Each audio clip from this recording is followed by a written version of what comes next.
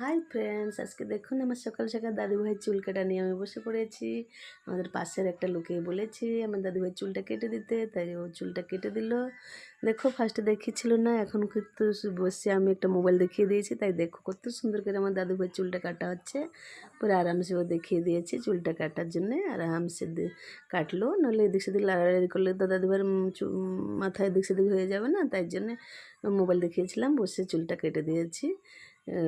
তারপরে দেখো আমার দাদুভাইয়ের লুকটা চেঞ্জ হয়ে গেছে পুরো। দাদুভাই খালি মাথায় হাত দিয়ে দিয়ে বলে আমার মাথার চুল কেটে দিচ্ছে, ও তো বলতে পারছে না, খালি হাত দিয়ে দিয়ে কান্না করছিল। তা আমি ওকে ফুঁকা দিয়ে ওই যে খেলা দেখাচ্ছিলাম, ওই খেলা দেখেও খুশি হয়ে গেছে। তারপরে এবার ওকে শুয়ে দিয়েছিলাম, শুয়ে আমি যাচ্ছিলাম আমার স্বামীর সঙ্গে দোকানে ওর জন্য শপিং করতে। কালকে তো গণেশ পূজা ছিল, তার জন্য গণেশ পূজার জন্য শপিং করতে গেছিলাম। দাদুভাই হাতে খড়ি দেবে বলে আমি বলছি এবার দাদুভাইকে হাতে খড়ি দিয়ে দেবো। হাতে খড়ি দিলে দাদুভাই একটু গাড়াগাড়ি করলে একটু ভালো হবে, নাহলে আগের বছর আবার হাতে খড়ি দিলে অসুবিধা আছে। তো এই গাড়াগাড়ি কী করে করবো? গাড়াগাড়ি করতে করতে একটু তাও একটু যদি লেখাপড়া মানে হাতের ইয়েটা শিখবে না, হাতের ইয়েটা ব্যালেন্স করতে পারবে, তাই জন্য এবছরে ওকে খড়ি দিয়ে দেবো। খড়ি দিয়ে তারপরে যা হবে। তাই জন্য আমরা এসেছি শপিং করতে। আর এই যে আমার স্বামী আর আমি এসেছি, যাচ্ছি ভিতরে। ফার্স্টে কিন্তু অ্যাকচুয়ালি আমরা ফার্স্টে শপিংটা করে ফেলেছিলাম, তারপরে এখন আবার রিটার্ন করতে এসেছিলাম। তাই এই যে দেখুন আমার চয়েস হচ্ছিল না, এই পাশে সে পাশে দেখে দেখে কোনটা নেব। তারপরে একটা চয়েস করে নিলাম, নিয়ে এই যে দোকানে আবার বিলিং করে এবার এই যে হয়ে গেছে আমার শপিং। আমি ঘরে চলে আসছিলাম এবারে আস্তে আস্তে। এবারে ভাবছিলাম আবার ক্যাপ নেবো দাদিভাইয়ের জন্যে।